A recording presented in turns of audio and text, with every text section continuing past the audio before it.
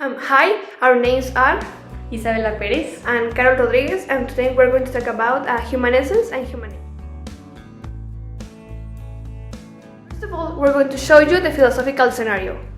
So our research question is, can human essence be modified through historical events in order to, for example, state that human nowadays is an animal of labor or a technologized animal? So, let's get to learn more about it.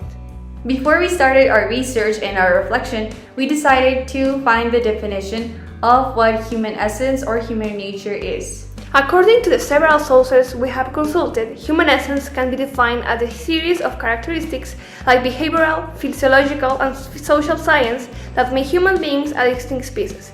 This was said by Macri in 2008, Samuels in 2012, and Ramsey in 2013. So, okay, let's start with the arguments. Now, my classmate Isa is going to tell you about the arguments in favor, so she's stating that human nature actually changes with history and culture.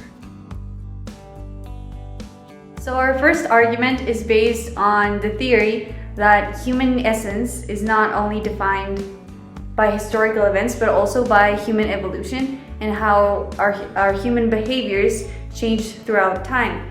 So for example, the way that humans speak has changed over the years, from prehistorical times to then classic languages, and the way that we communicate now is very different.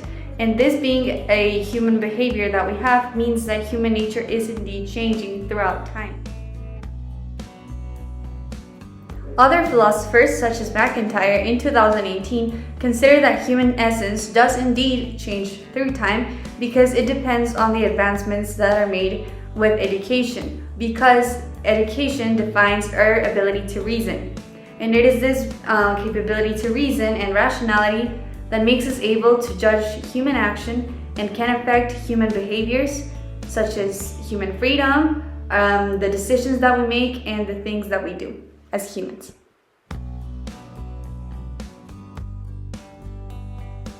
Also, according to Al Rodan in 2019, humans are born amoral, which in his words means that we do not possess hardwired understandings or predispositions for good and bad, but instead we are born as predisposed tabula rasa, and our morals will be shaped by the conditions in the environment. This basically means that depending on the way that we are raised and the community that we grow up in, it can define the way that we form relationships with others, make decisions, and adopt certain human behaviors.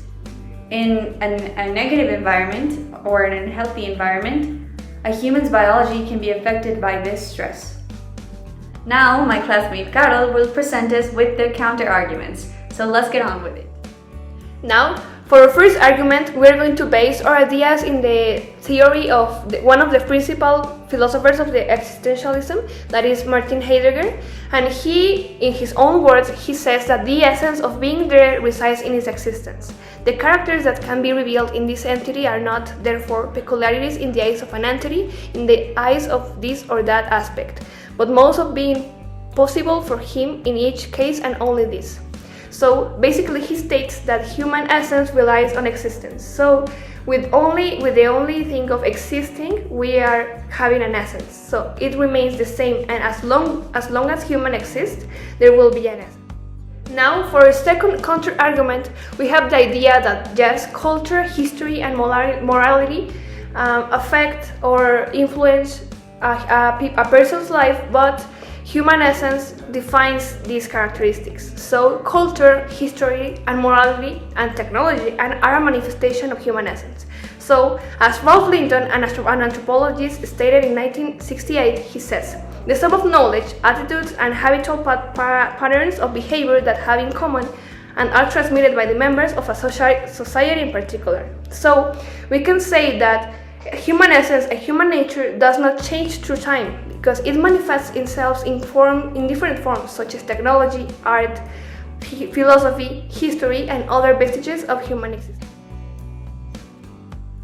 So in conclusion, after hearing arguments from both sides of this coin, of this research question that we are now analyzing, we realized that there's really no correct answer to the question since this is a philosophical scenario. However, we did come to some conclusions during our reflection. One of them being that although historical events and the culture that society is going through at the time does not define human essence, it is closely related to it.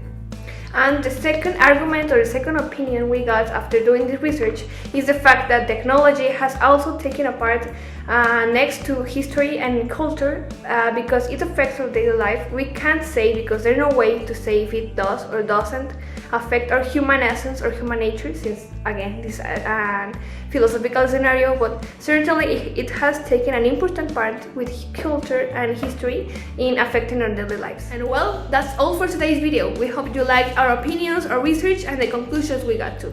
And we'll see you on our next video with a new philosophical scenario. See you! Bye!